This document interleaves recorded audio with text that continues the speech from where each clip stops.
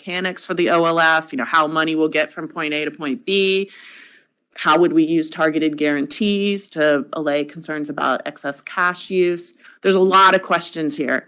And so, there are a lot of things we've been thinking about, and what we want to hear from you today is what you think the priorities would be in order to go about setting expectations appropriately in public about how we would execute Title II, so that if and when we do have to have that announcement on Friday night, ideally Friday night, that people are in a position to receive it, understand it, and say, yeah, that works. And we can see how this will happen. Of course, there will be doubters, but there's a lot of things going on. So with that. First of all, I'd like to praise the FDIC for its unrelenting pressures to have more disclosure under the actual public reports. I think they have been very helpful. Second, I guess I am a bit pessimistic about your ability to communicate with the people who really need to know in terms of a crisis. And this is partly from my experience of teaching this stuff. There was a lot of interest just after the crisis. It's dwindled over time. And so people are sort of less and less interested in getting into the nitty-gritty and some of the really interesting developments. So I would think your strategy ought to be to disclose as much as possible to people who professionally need to know about it. And that would certainly include the ratings agencies and the people within the banks who are responsible for these judgments. And simply have publicly available a place where people can go if they need to know more. Because we're dealing with a society where people are getting their information in tweets. There's just no patience, I think, for going through the elaborate and careful planning that has gone on. It should be there. It should be accessible when people need to know. But I don't think you have much hope of reaching a public that doesn't have a professional need to know.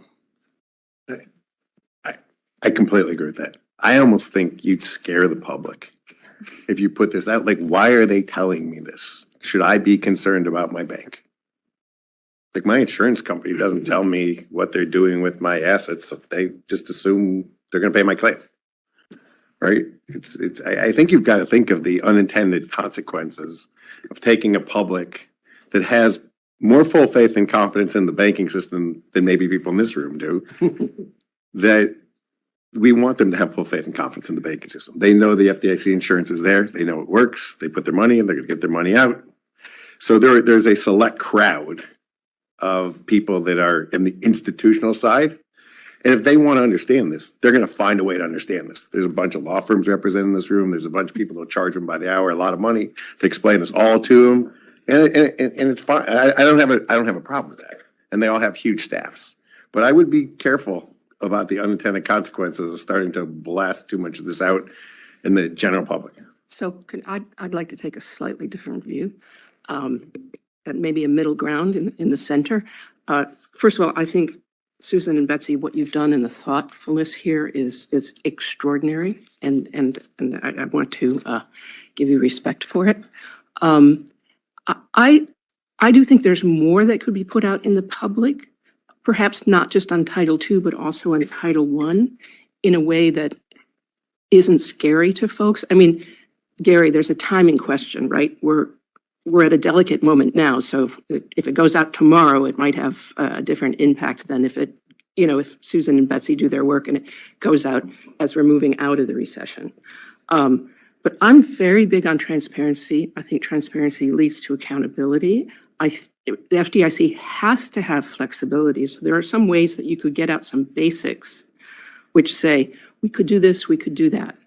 We will be holding these folks accountable. We have these powers, we have these authorities.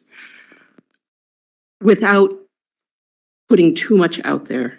I get that we live in a tweet world, but that 1994 book that the FDIC did on this, I mean, that's a Bible, right? And so folks who want to know about it. One final thing is, I think that there's an additional group of stakeholders that exist today that need to know more about resolution planning that didn't exist when we started on this journey.